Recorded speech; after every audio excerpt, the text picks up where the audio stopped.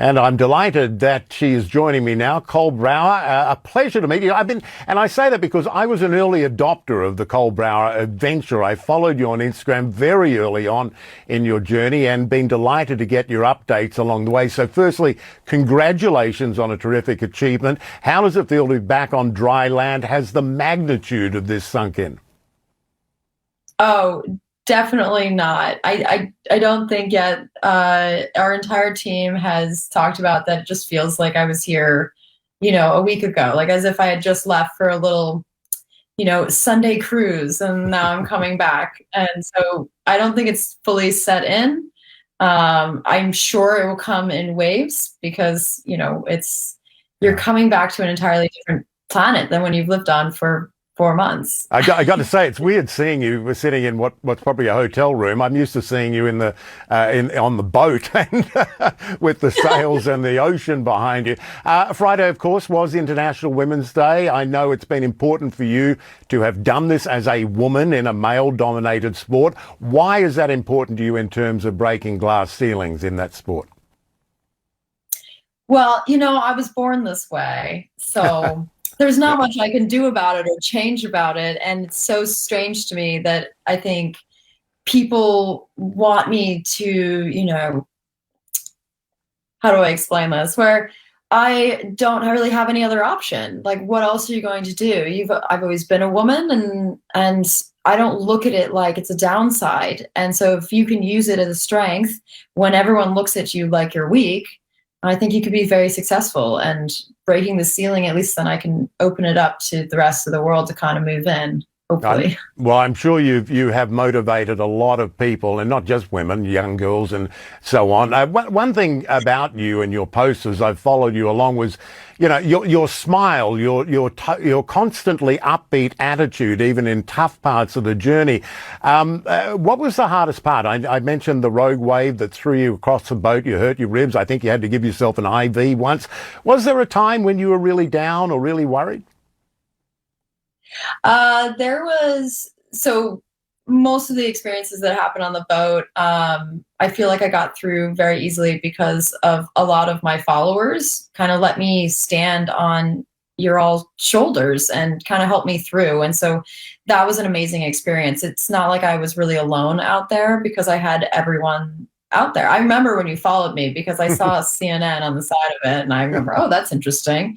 So I do remember when you followed me. But I think the most fearful I ever got was actually about 2 weeks before the finish of the race. And the boat had clearly started to deteriorate because, manufacturers do not make things to last this long in salty, damp, slamming surfing environments. And so we were slamming through a couple waves, and it just felt like the boat was whining. And this is your home, this is your baby, and you don't have any other lifeline. This is your lifeline. So that was the only time that I was actually scared, was just listening to the boat reacting to the situation at hand.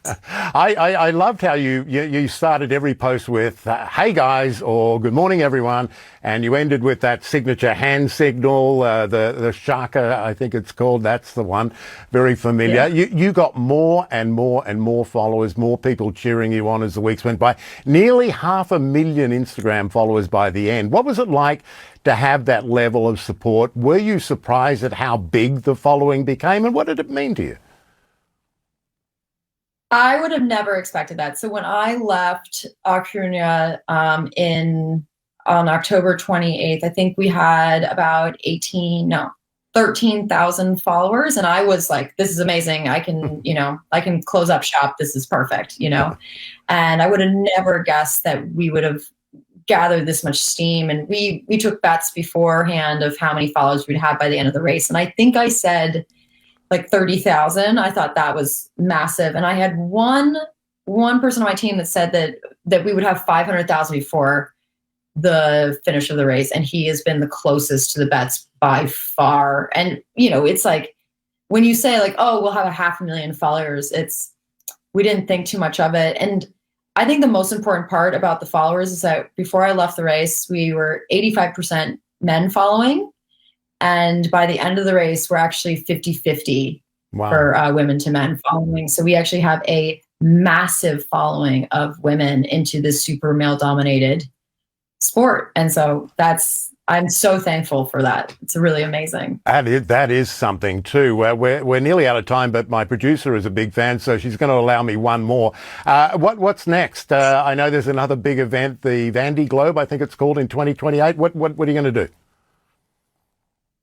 So everything's kind of up in the air. I've kind of put this goal, far enough in advance, and I really want to grab onto it, but there's so much into it. The Vendée Globe is a massive event, and it's tenfold in how much money, sponsorships, things like that. So we're looking towards that, and I'm a racer, so I'm just gonna keep racing, and Yeah. that's the plan. But I really appreciate you guys having me on here. It's my mom loves CNN, so.